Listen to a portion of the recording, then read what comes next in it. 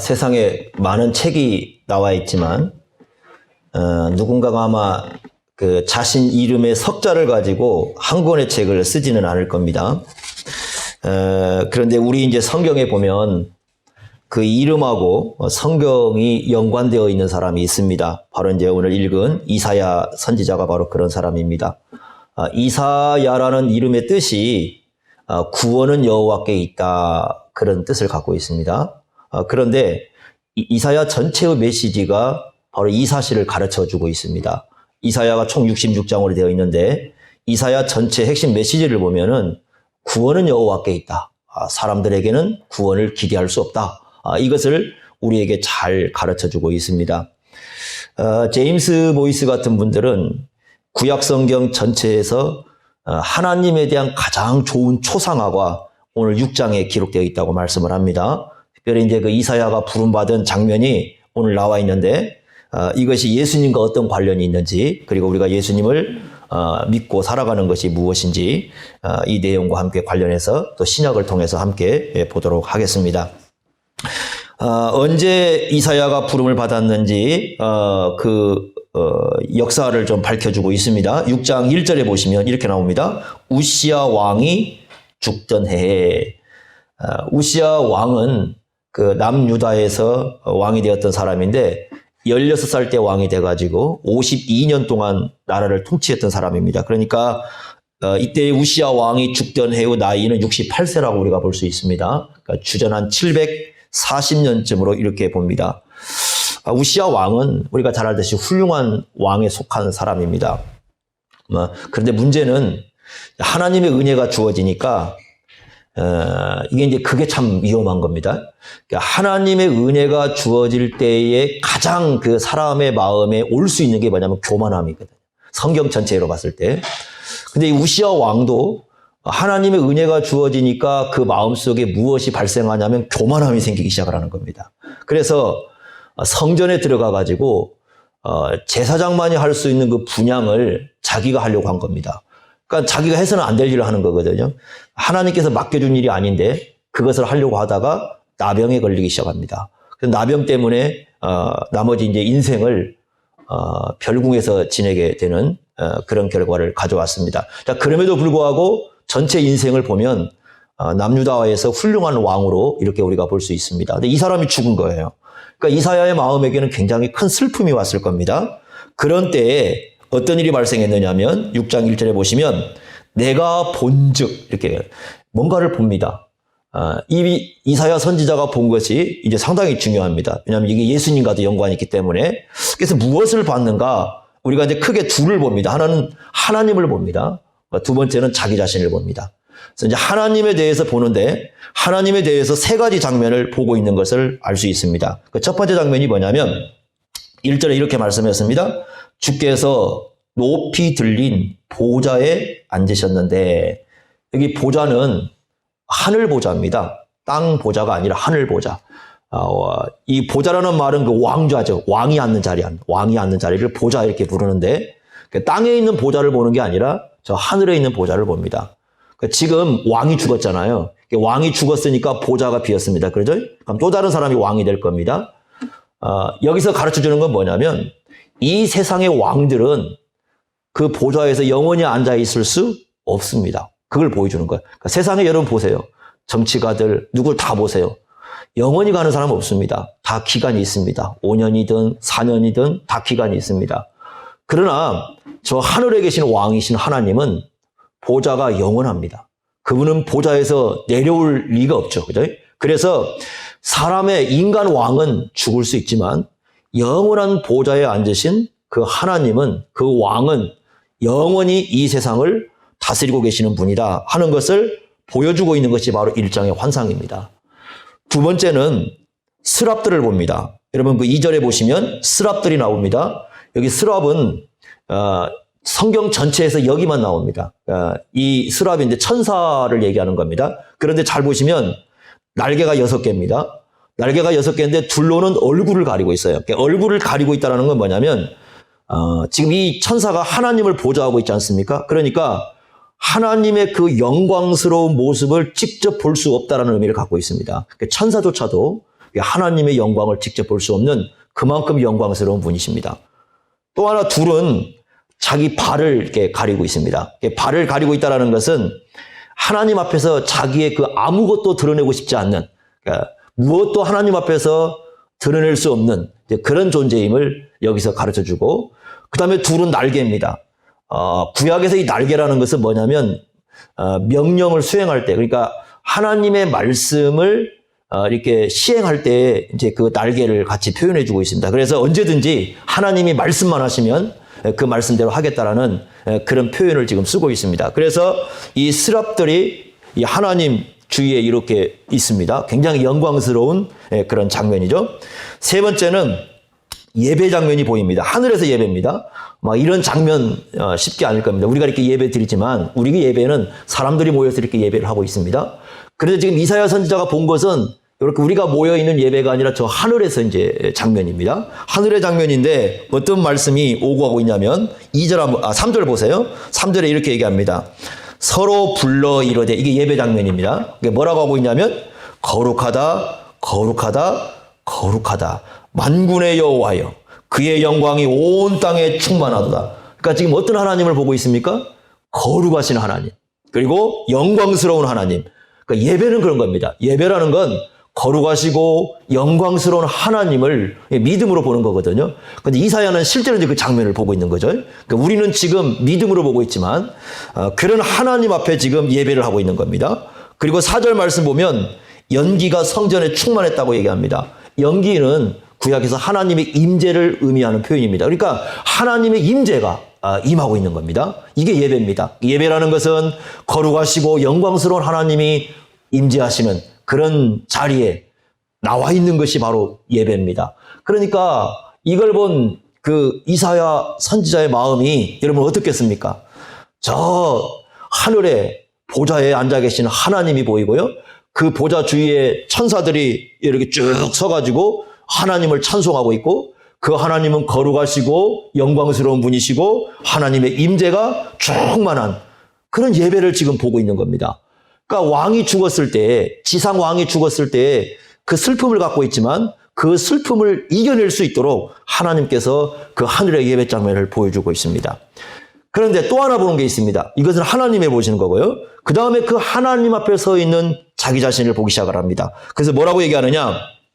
5절 말씀 보세요. 이렇게 얘기합니다. 그때 내가 말하되 화로다 나여 망하게 되었도다. 나는 입술이 부정한 사람이요, 나는 입술이 부정한 백성 중에 거주하면서 만군의 여호와이신 왕을 배웠습니다. 자기가 죄인인 걸 봅니다. 여러분, 이 앞에서 지금 이사야가 열심히 말씀 전했지 않습니까? 말씀을 열심히 전했지만 자기가 죄인인 것을 크게 인식 못했습니다. 그런데 하나님 앞에 서 보니까, 거룩하신 하나님 앞에 서 보니까 이 자기가 이 죄인인 것이 쫙 드러나는 겁니다. 우리 민낫이라는 말 있죠. 민낫. 민이라는 건 뭐냐면 이 겉으로 이렇게 이제 꾸미는 게 없는 거죠. 그냥 그대로 드러내는 겁니다. 여자분들이 제일 싫어하는 것 중에 하나가 민낯이라고 이렇게 얘기해요. 그죠? 그래서 어디 나가려고 하면 반드시 시간은 늦더라도 화장을 해야 되죠. 민낯을 너무 싫어하죠.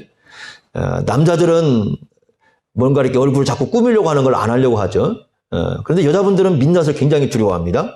민이라는 말은 그냥 민소매 그런 건 이게 이제 없는 것들 얘기하고, 뭐 민둥산 그러면 산에 이게 뭐가 없는 거. 이게 민이라는 것은 뭐냐면 뭔가 없는 거죠. 그러니까 다 드러나는 겁니다. 그러니까 지금 하나님 앞에 딱 서게 되면 다 드러나는 거거든. 실제로 하나님 앞에 서면 다 드러나는 겁니다. 우리의 모든 게 드러나는 겁니다. 그러니까 이 이사야 선지자가 하나님 앞에 딱 섰을 때 본 게 뭐냐면 자기의 이 마음을 들여다본 거. 여기서 입술이라는 건 뭐냐면 단지 입술을 보는 게 아니라, 입술이라는 건 마음의 표현이에요. 그러니까 내 마음을 들여다보는 거예요. 자기 마음을 쫙 이렇게 들여다보니까 지금까지 자기는 깨끗하다고 생각했는데 거룩하신 하나님의 말씀에 빛에 딱 써보니까 자기가 어때요? 죄인인 거예요. 마치 이와 같은 겁니다. 불이 꺼졌을 때는, 불이 다 꺼졌습니다. 그럼 저녁입니다. 밤이 되었을 때 불이 다 꺼질 때는 이 방이 뭐가 어떻게 되는지 아무도 모르죠. 그렇지 않습니까? 근데 방이 딱 불이 켜져 있는 순간 어떻게 됩니까? 이제 여기저기 난리가 나 있는 거죠. 막 옷도 벗어 있고, 여러분 애들 보면 그러면 그러죠? 여기저기 막 난리가 아니죠. 그죠? 꺼진 상태는 아무도 모릅니다. 그러나 불이 켜진 순간 그 모든 게 보입니다. 마찬가지로요, 우리가 영적인 빛이 어둠에 있을 때는 우리 자신의 마음이 안 보여요. 내가 잘난 것 같고, 내가 똑똑한 것 같고, 내가 대단한 것 같이 보여요. 근데 정말 하나님의 그 빛 앞에 딱 서보면, 거룩하시고 영광스러운 하나님 앞에 딱 서보면 자기의 뭐가 보여요? 죄가 보이기 시작하는 겁니다. 그래서 이사야 선지자도 자기가 감히 하나님의 사역을 감당하고 있지만 그 예배의 현장에 서 있으니까 두려움을 느끼기 시작을 합니다. 그랬을 때 어떤 일이 발생합니까?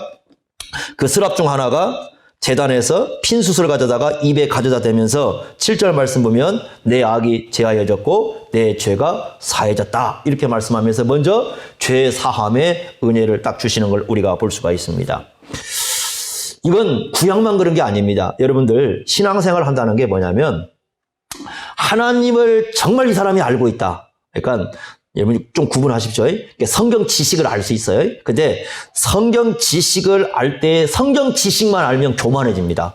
여러분들 이건 중요한 겁니다. 그리고 고린도전서 8장 1절에 보면 지식은 교만하게 한다고 그랬어요. 그러니까 성경 지식만 알고 있으면 교만해집니다. 그런데 하나님을 알 때는 좀 달라집니다.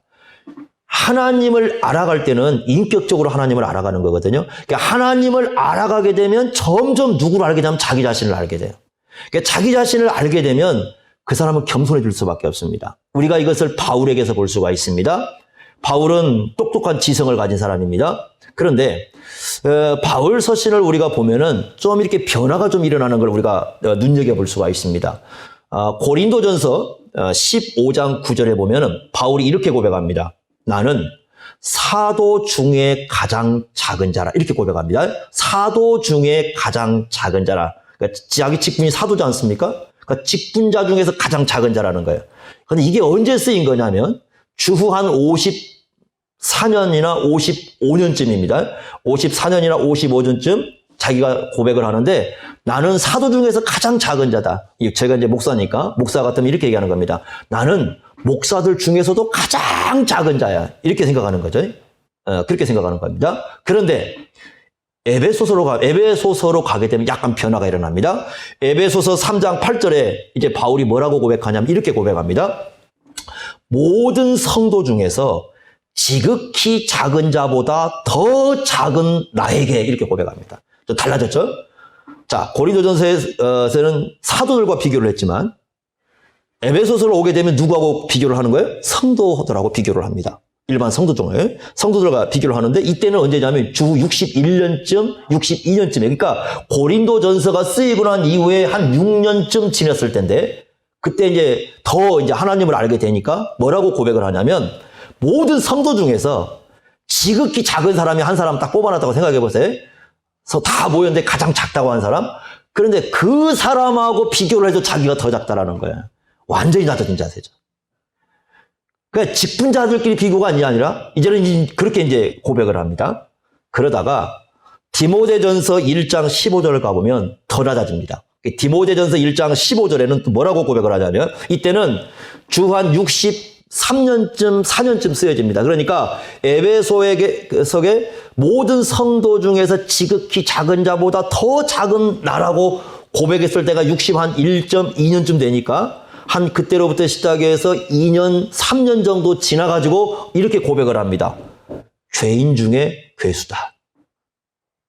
이게 과거에 그랬다는 게 아니라 내가 죄인 중에 괴수다. 그래서 이런 얘기입니다. 만약에 주님께서 사람 딱 세워놓고 다 죄인인데 이 중에 우두머리 나와. 그러면 누가 나선다는 거예요?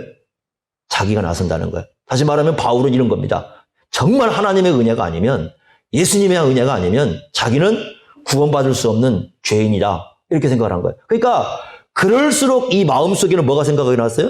자기를 불러주신, 자기를 직분자로 세워주신 그 하나님의 은혜에 감사하는 마음이 더 생기는 거예요. 점점 갈수록.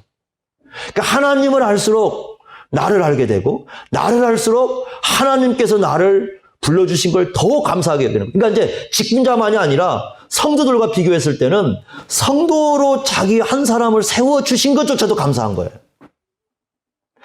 또 죄인들을 생각할 때는 그 수많은 죄인들 중에 나 같은 존재를 하나님께서 불러주신 그 사실만으로도 감사한 겁니다. 이게 하나님을 알아가는 사람이에요. 성경 지식만 쌓아가면 그런 고백 안 나와요. 근데 우리가 성경을 통해서 하나님을 점점 알아가게 되면 우리가 얼마나 큰 죄인인가를 알게 돼요. 여러분, 그런 말이잖아요. 우리 안에 괴물이 있다고, 그죠? 가끔 보면은 우리 안에 괴물이 훔치고 삽니다. 저도 이렇게 보면은 괴물이 있어요, 속에. 있습니다. 여러분들이 볼 때 어떻게 볼지 모르겠지만, 하나님 앞에 딱 서가지고 가끔 이렇게 제 자신을 알려다 보면, 이 꿈틀거리는 죄악들이 있어요. 예?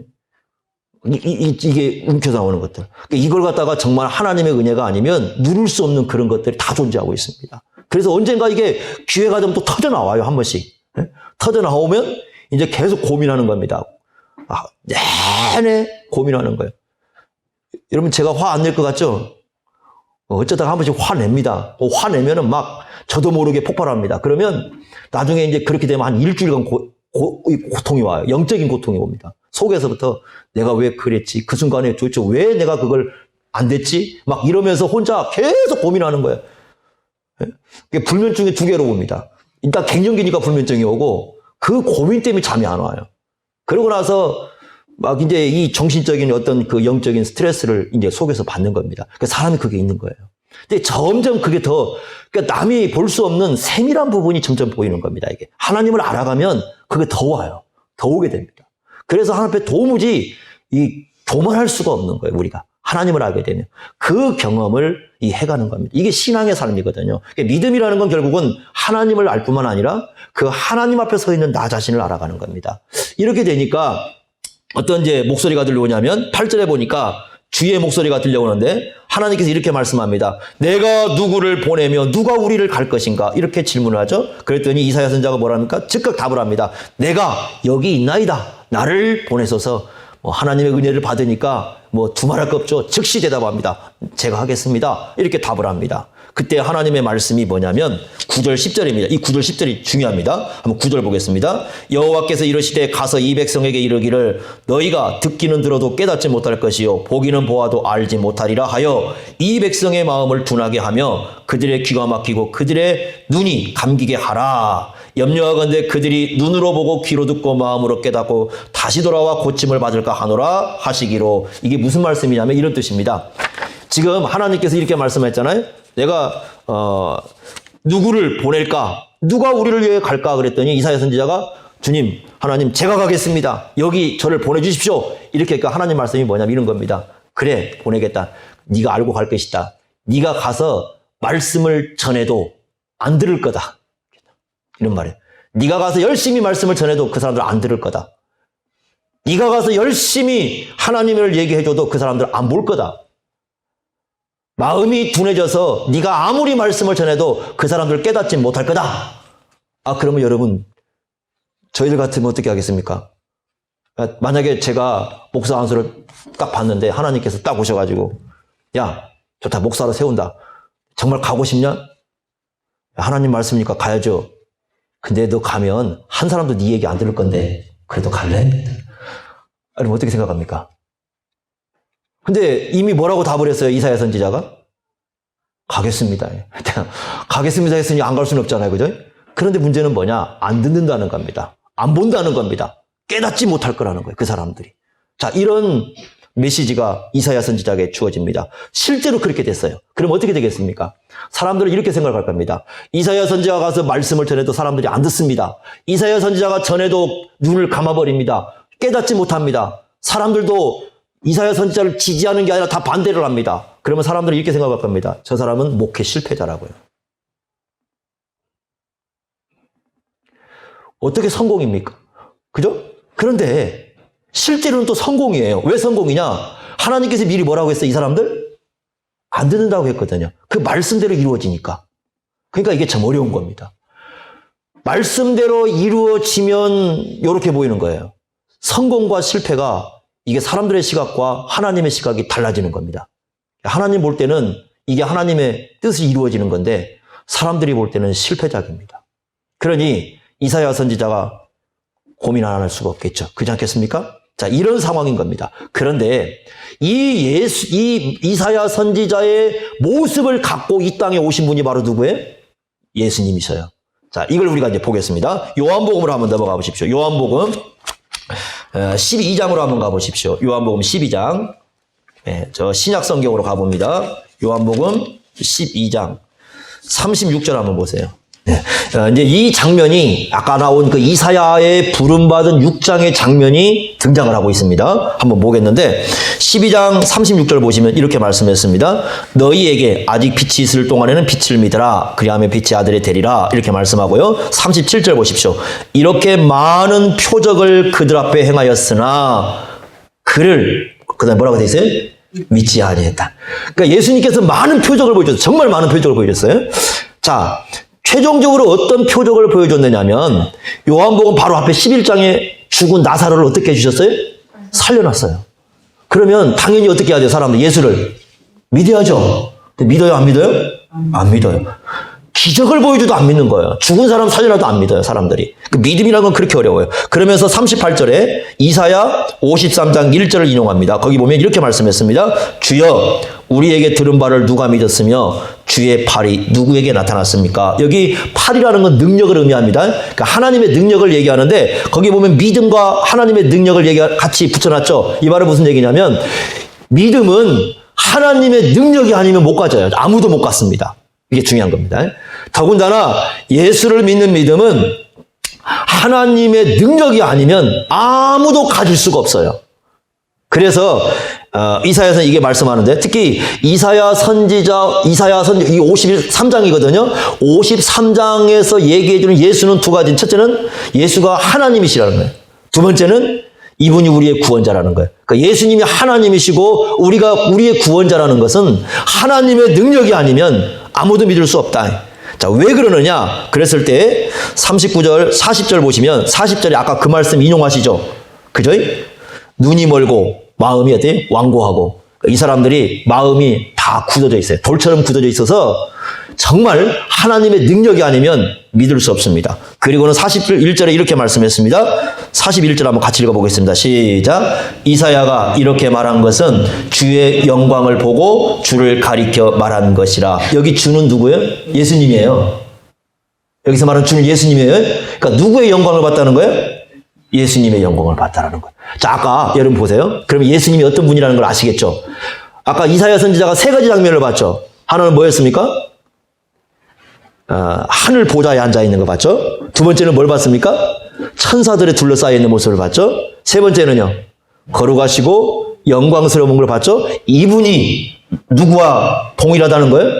예수님이시라는 거예요. 그러면 한마디로 얘기하면 여기에서 알려주는 건 뭐예요? 예수님이 어떤 분이라는 거예요? 하나님이시라는 겁니다. 예수님이 하나님이시다. 그걸 몰랐다는 거예요, 사람들이. 그걸 모른 겁니다. 그래서 어떻게 한 겁니까? 사람들이 예수님을 박해하고 예수님을 믿지 않고 예수님을 갖다가 배척을 한 거죠. 이 장면을 그대로 가르쳐주고 있습니다. 그러니까 이게 지금 이사야 장면입니다. 그러니까 이사야 당시에 사람들이 하나님을 믿지 못한 건 하나님의 영광을 보지 못했기 때문입니다. 예수님 당시에 수많은 사람들이 예수님을 믿지 못했던 것은 예수님의 영광을 보지 못했기 때문입니다. 자, 중요한 부분이죠. 자, 그러면 이제 우리에게 한번 적용을 해보겠습니다. 파스칼은 이런 얘기를 했습니다. 여러분 잘 아는 얘기죠. 제가 계속 얘기를 합니다만은 인간의 위대함은 어디에 있느냐? 인간의 위대함은 생각하는 데 있다. 그래. 생각하는 데 있다. 그 생각하는 갈대다 그럽니다. 그러면 우리가 생각할 때 거기서 말하는 생각이 뭐냐? 그렇죠? 여러분 이제 이걸 사람들이 몰라요, 잘. 파스칼이 얘기하고 있는 생각이 뭘까? 제가 예전에 이 얘기를 배웠을 때도 국어 선생님이 그건 전혀 설명을 안 해줬어요. 근데 파스칼이 말하는 생각하는 갈대라고 했을 때 생각은 뭐냐? 이런 게 생각이 아니에요. 예를 들면 수학 공식을 푸는 거, 그걸 생각이라고 말하지 않습니다. 과학 지식을 공부하는 거, 그걸 깨닫는 거, 그걸 생각이라고 말하지 않습니다. 내가 돈을 얼마나 많이 벌어야 되는가 고민하는 거, 그거 생각이라고 말하지 않습니다. 어떤 사람이 내가 왕이 되려고 한다, 내가 대통령이 되려고 한다, 그걸 생각이라고 말하지 않습니다. 어떤 사람이 내가 어떻게 하면 시를 잘 쓸 수 있고 내가 어떻게 하면 노래를 잘 부를 수 있을까, 그걸 생각이라고 말하지 않습니다. 그것은 파스칼이 말하는 생각하는 갈대에서 생각이 아니에요. 그것은 아무리 자기가 고민해도 진정한 생각이라고 말하지 않습니다. 그러면 파스칼이 말하는 인간의 위대함은 생각에서 나온다고 했는데 그 생각은 바로 뭐냐면 나를 아는 거, 사람을 아는 거예요. 내가 누군가. 동물들은, 여러분 동물이든 식물이든 어떤 존재도 내가 누군가를 고민하지 않습니다. 파스칼이 얘기하는 생각은 바로 그 부분입니다. 인간만이, 오직 인간만이 내가 누군가를 고민한다는 겁니다. 내가 누굴까? 나는 어디서 왔을까? 나는 어디로 가야 되는가? 내가 왜 살고 있는가? 그걸 고민하는 존재가 인간이에요. 그러니까 파스칼이 이렇게 얘기하는 겁니다. 만약에 나를 고민하지 않으면, 나 자신을 고민하지 않으면, 내가 어디서 왔으며, 내가 왜 살고 있으며, 내가 어디로 가야 되며, 이걸 고민하지 않으면 그 사람은 인간의 위대성인 생각을 하지 않고 사는 사람이에요. 진정한 의미에서는. 이렇게 가르쳐 주는 겁니다. 그래서 참 생각한다는 건 중요한 겁니다. 그런데 성경은 한 단계 좀 더 나갑니다. 뭐라고 얘기하냐면 히브리서 3장 1절에 이렇게 말씀했습니다. 생각을 해야 되는데 누굴 생각하라고 그래요? 예수를 생각하라. 예수를 깊이 생각을 해라. 왜 이게 중요하냐? 예수님을 모르면 하나님도 모르고 우리 자신도 몰라요. 예수님 모르면 하나님도 모르고 우리 자신도 몰라요. 그래서 예수를 좀 깊이 좀 생각을 하라. 이렇게 말씀을 합니다.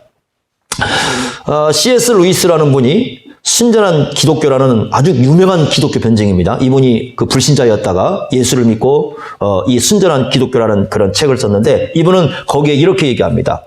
예수님을 위대한 도덕 교사로 얘기하는 사람은 정말 예수 모르는 사람이다. 여러분들 국어사전을 한번 보세요. 국어사전을 여러분들 혹시나 가지고 있으면 거기 4대 성인 얘기 나오거든요. 4대 성인 딱 써있고 4대 성인이 누가 나오냐면 예수, 소크라테스, 석가모니, 공자 이렇게 나와요. 그죠? 동서고금에 정말 4대 성인은 내 주존자. 그러니까 거기에서 말하는 예수는 그냥 선생님인 거죠. 위대한 선생님. 이렇게 국어사전은 가르쳐주고 있습니다. 그런데 C.S. 루이스가 볼 때는 그건 정말 예수 모르는 사람이다. 이렇게 얘기합니다. 예수님을 진짜로 아는 사람은 예수를 미친 사람으로 보거나 예수 앞에 무릎을 꿇어야 할 것이다. 그러니까 예수님을 진짜로 알고 있는 사람들은 예수님이 정신병자나 미친 사람이든가 아니면 예수가 정말 우리의 주 하나님이 되어서 우리가 예배할 분이니까 둘 중에 하나여야지 예수님을 위대한 인간 선생이라고 보는 요것은 전부 다 허튼 소리, 예수님 정말 모르는 사람들이다. 이렇게 얘기합니다. 자, 여러분 한번 생각해 보십시다. 예수님 이력서를 한번 보겠습니다. 여러분 예수님 이력서 간단하죠?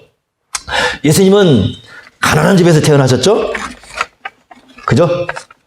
어느 주목받지 못한 시골에서 자라났습니다. 자, 나사렛, 저 동네 주목받지 않은 시골에서 자라났습니다.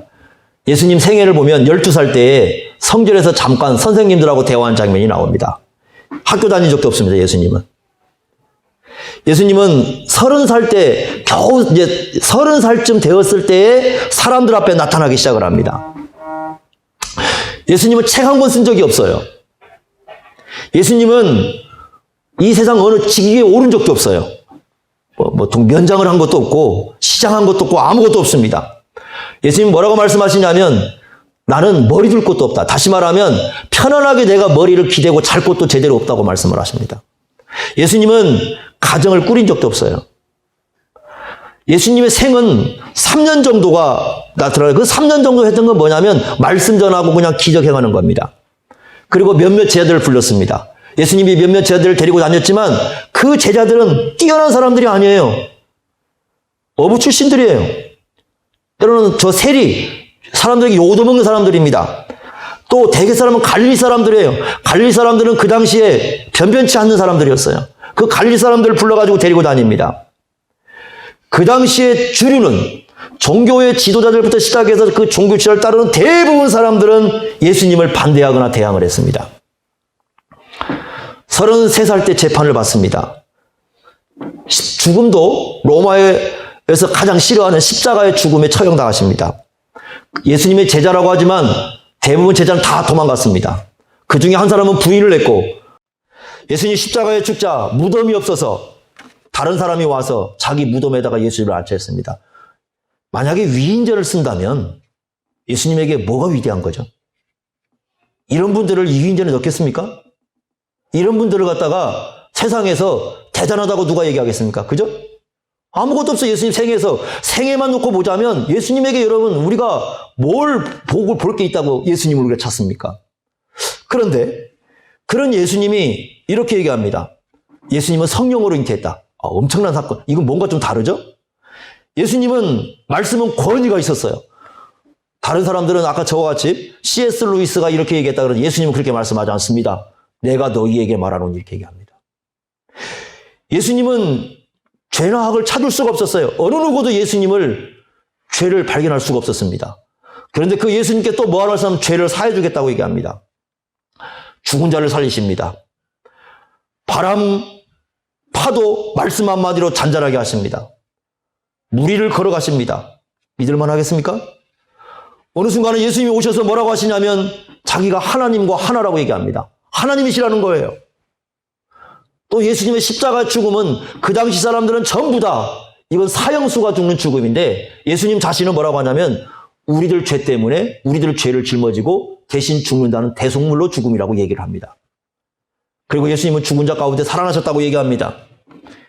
여러분 예수님 어떤 분으로 생각하십니까? 자, 첫 번째 사건을 보면 아무 위대한 게 없어요.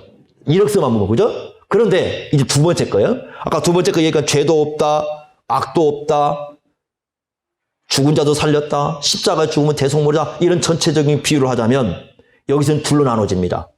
미친 사람이든지, 예수님이 하나님이라고 그랬잖아요. 미친 분이든지, 아니면 그분 앞에 무릎을 꿇든지, 둘 중에 하나입니다. 그래서요, 예수님 당시에 예수님을 따르는 사람들이 6가지로 나옵니다. 이제 우리가 그걸 좀 잠깐 우리가 보겠는데 6가지로 어떻게 나오냐면 이렇게 나옵니다. 하나는 예수를 믿는 사람들입니다. 예수를 믿는 사람들인데 예수를 믿는 사람은 세 종류로 나왔습니다. 어떻게 나왔느냐면 첫째는 예수님을 직접 따라다니는 사람도 있었어요. 그죠? 예수님 제자들 베드로 같은 사람도 있잖아요. 베드로, 야고보, 요한 이런 사람들은 예수님을 직접 따라다니면서 예수님의 제자로서 살아가죠. 이런 사람들이 있었습니다. 둘째는 어떤 사람들이냐면 예수님이 다 돌려보냅니다. 그러니까 이 사람들은 예수님을 직접 따라다니는 게 아니라 너희들이 사는 집에서, 너희들이 사는 직장에서, 그곳에서 너희들이 예수님의 제자로 살아라. 이렇게 하는 사람이 있었어요. 그래서 이 사람들은 자기들이 살아가는 그 삶의 터전에서 예수님을 전하면서 예수님을 지지하고 예수님을 후원하고 이런 사람들. 여러분, 삭개오 같은 사람들 있잖아요. 삭개오 같은 사람 예수님 안 따라가잖아요. 그러니까 이 사람은 그대로 자기 집에 있으면서 정말 예수님을 지지하고 예수님을 믿고 평생 그렇게 살아요. 그러니까 이 성경에 나오는 많은 돌려보냈던 사람들은 나중에 전승에 의하면 성경에 나오지 않지만 예수님을 신실하게 믿고 살았던 그런 사람입니다. 세 번째는 어떤 사람이냐면 예수님을 지지는 해요. 드러내질 않아요. 왜냐하면 두려움 때문에. 여러분 성경에 그런 사람 하나 나오죠. 여러분 요한복음 혹시 12장 피고 있으면 42절에 그 나옵니다. 42절에 이렇게 말씀했습니다. 그러나 관리 중에도 그를 믿는 자가 많되 바리새인들 때문에 드러나게 말하지 못하니 이는 출교를 당할까 손해를 볼까 싶으니까 드러내진 않아요. 그 중에 한 사람이 누굽니까? 예수님 십자가에 딱 죽을 때에 예수님을 무덤에 장사했던 아리마대 사람 요셉입니다. 그죠? 그 사람 나중에 보면 숨겨졌던 제자라고 얘기합니다. 그런데 이런 사람들도 결정적일 때는 자기를 드러내요. 예수님의 제자라는 걸. 이런 종류의 예수 믿는 사람들이 있습니다. 그래서 우리도 마찬가지죠. 우리도 저와 같이 그냥 아예 그냥 부르심을 받고 말씀을 전하는 자로 일하는 사람이 있는가 하면 여러분들처럼 각자의 삶의 터전 속에 가서 예수님의 제자로 살아가는 사람들이 있죠. 그죠?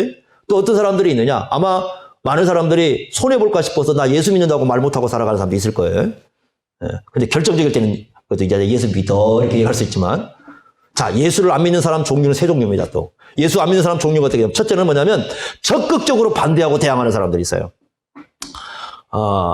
종교 지도자들이 그랬습니다. 예수님 당시에 종교 지도자들부터 시작해서 그 종교 지도자를 따르는 사람들은 예수님을 적극적으로 반대하고 적극적으로 예수님을 도전했어요. 예수님께 도전을 했습니다. 요한복음 10장 20절에 보면은 이 사람들 예수님 미친 사람 취급했어요. 미친놈이다. 예수님 미쳤다. 저 귀신 들린 사람이다. 아니 자기가 하나님이라고? 말도 안 되는 소리.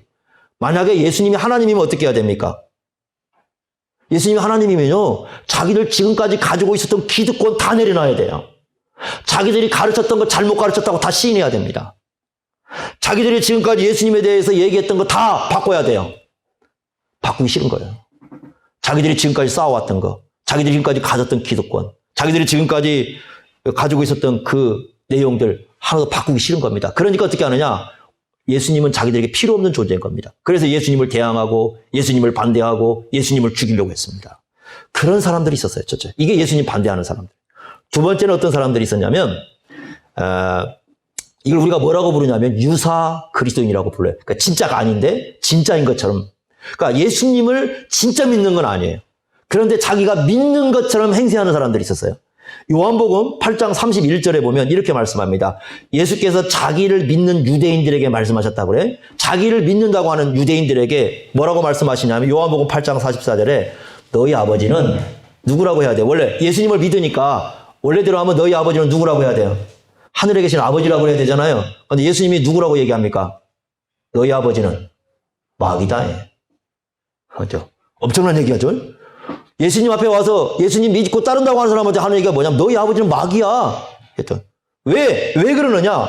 요한복음 8장 47절에 이렇게 말씀했어요. 만약에 하나님의 너희들이 진짜 속겠다면 하나님의 말씀을 들어야 되는데 너희가 지금 하나님 말씀을 전할 때는 안 듣는다. 그러니까 믿는다고는 하지만 하나님의 말씀을 전할 때는 안 들어요. 그래서 요한복음 8장 31절에 이렇게 말씀했습니다. 내 말에 거해야 진짜 내 제자다. 앞에서는 믿는다고 하지만 예수님이 말씀할 때는 전혀 듣지를 않아요. 그러니까 이런 사람은 뭐냐면 유사한데 믿는다고 하니까 막 예수님을 반대하지는 않는 것 같지만 실제로 보면은 예수님을 따르지 않는 사람이에요. 그래서 이런 사람들이 있을 수 있습니다. 그러니까 오늘날 수많은 사람이 그럴 수 있어요. 나 예수 믿어. 그런데 실제로 예수님 말씀을 따르느냐? 아닐 수 있다는 거죠. 유사 그리스도인이라고 불러요, 그 사람들은. 비슷한데 아니라는 겁니다. 세 번째는 어떤 사람이 있느냐? 예수님이 주신 혜택은 다 누려요. 근데 반대하지 않아요. 그래서. 왜냐하면 자기들 혜택을 누렸잖아요. 반대를 안 해요. 예수님을 믿고 따르지도 않아요. 예를 들면 누구와 같은 사람이냐면 예수님 그 당시에 그 나병 환자 있죠. 10명 고쳐줬잖아요. 근데 그 9명 있죠. 한 사람은 돌아오는데 9명 가버리잖아요. 이 사람들은 예수님 혜택을 입었어요. 그죠? 이 사람들 예수님 반대하지는 않겠죠. 그러니까 예수님 믿고 따르지도 않았어요. 누가복음 13장 26절에 이런 사람이 있대요. 예수님 앞에 와서. 주님, 우리 주님께서 주님 앞에서 같이 먹고 마시지 않았습니까? 이렇게 말하는 사람이 있어요. 또 뭐라고 하냐면, 주님께서 가르치는 거 제가 들었잖아요. 아시잖아요. 그때 주님께서 저 보시고 말씀하셨잖아요. 이렇게 얘기하는 사람인데. 근데 예수님이 뭐라고 하냐면, 난 너 몰라. 난 너 알 수 없어. 내가 주는 혜택은 다 누렸지만, 너희들이 언제 나를 따라왔다고 내 앞에서 그런 얘기를 하느냐? 이렇게 말씀하시는 거예요. 그러니까 혜택을 누려요. 그런데 자기 죄인됨을 고백한 게 없어요. 내가 정말 하나님 앞에서 내가 죄인입니다. 예수님 아니면, 예수님 구원자 아니면 제가 살아갈 수가 없습니다. 이렇게 고백하지 않습니다. 돌아온 나병 환자는 딱 한 사람 돌아오잖아요. 어떻게 합니까? 예수님 발 밑에 바로 무릎 꿇고. 무릎 꿇는다는 건 예배 개념이거든요. 무릎 꿇고 예수님을 높입니다. 이게 진짜 이제 예수님을 믿는 사람이죠. 그러나 나머지 사람들은 혜택은 누렸지만 예수님 반대하지도 않았지만 따르지도 않습니다. 이런 사람들 일종을 전부 다 뭐라고 나와요? 불신자로 놓는 겁니다. 성경에서. 자, 우리가요, 이거 한번 생각해 보면, 얼마든지 좀 그럴 수 있구나. 얼마든지 그럴 수 있구나. 그래서 예수님을 진짜로 믿으면 어떻게 되느냐? 여러분, 기독교는 예수님을 믿고 예수님을 따르는 사람들이 모이는 곳이에요. 이걸 여러분들이 분명히 아셔야 됩니다. 교회는 예수님 믿고 예수님 따르는 거고요. 신앙은 뭐냐면, 신앙은 예수님을 믿고 예수님을 따르는 게 신앙이에요. 여러분들이 다른 걸 따르면 안 돼요. 일단 그 자리에 예수님을 따라야 하는 자리에 다른 게 들어가면 다 그건 망가지게 돼 있어요. 여러분들이 믿어야 할 분은 예수님이시고요. 예수님은 여러분들이 따라야 할 분도 예수님이셔요. 그분만이 우리의 구원자이시다니까요. 그분만이 우리의 주님이시라니까요. 저에게도 마찬가지예요. 제가 따르고 믿고 따라야 할 분은 예수님밖에 없어요. 그분이 구원자이고 저의 주님이시지 다른 존재가 아니에요. 그러니까 예수님만이 우리의 구원자고 예수님이 우리 주님이기 때문에 그분을 따라야 되는 거예요. 근데 이 믿음은 하나님의 능력이 임할 때만 가질 수 있어요. 그러면 우리가 예수님을 따른다는 건 뭐냐? 일단 여러분 예수님 예배하는 거죠. 예배라는 건요. 예수님을 예배하는 거거든요. 근데 여러분 잘 보십시오. 오늘날 뭐 비대면 해가지고 이렇게 하지만 그걸 예배라고 부르지만 비대면 예배는 예배 아니에요, 사실은. 예배라는 개념을 쓸 수가 없어요. 왜 그런 줄 아십니까? 주님께서 이렇게 말씀하셨어요. 두세 사람이 모인 곳에 내가 있다고 얘기하는 거죠. 모임이 이루어지는 곳에서 주님께서 함께 하시는 거예요. 그 어떤 모임이에요, 그게? 예수를 주님으로 고백하는 모임이죠. 그 예수님을 주님으로 고백하는 그 모임에 예배를 받는 거예요, 예수님께서. 그러니까 우리 예수님을 예배하는 거예요. 여러분, 오늘 우리 예배가 예수님 예배하는 거잖아요. 그죠? 예수님을 예배하고, 예수님을 높이고, 이게 같이 하나님을 높이고, 예수님을 높이고, 성령님을 높이는 예배가. 그리고 또 어떻게 합니까? 예수님 말씀에 순종하는 거죠. 비록 이럴 수는 있어요. 우리가 정말 우리가 모든 걸 다 쏟아부어도 예수님 말씀대로 못 살아갈 수 있어요. 그런데 적어도 기독교인이라면 살아가려고 무진장 애를 쓰는 거예요. 예수님이 나에게 원수 같은 사람 용서하라고 했지만 용서 쉽게 돼요? 안 됩니까? 안 됩니다. 그 말씀을 따르려고 하면 무진장한 고통을 우리 속에 느껴야 돼요. 용서한다는 건 쉬운 거 아닙니다. 용서했다고 해놓고 나중에 다시 또 끄집어내는 게 사람입니다. 용서요? 어려운 겁니다. 그 말씀을 따라서 정말 살아가기 어려워요. 더군다나 예수님이 뭐라고 말씀합니까? 베드로가 와가지고 저 3번 정도 용서하면 됩니까? 3번?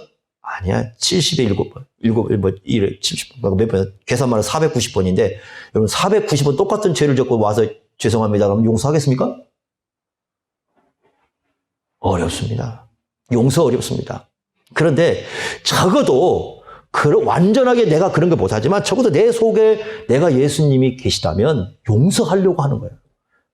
애를 쓰는 거예요. 용서가 안 되니까 애를 쓰는 거예요. 내 속에서부터 몸부림을 치는 거예요. 이걸 용서하려고. 주님 말씀을 따라. 예수님 말씀 따르고 싶은 마음이 없는 사람은 자체가 아예 그게 없어요. 예수님 말씀 따르고 싶은 마음이 없는 사람에게는 아예 자체가 고통이 안 느껴져요. 왜냐하면 용서할 마음이 없는데 어떻게 용서 느껴지겠습니까? 그런데 예수님 말씀대로 한번 내가 용서해 보려고 하는 사람은 고통이 안 올 수가 없어요. 내 속에서부터. 그게 예수 믿는 사람들이에요.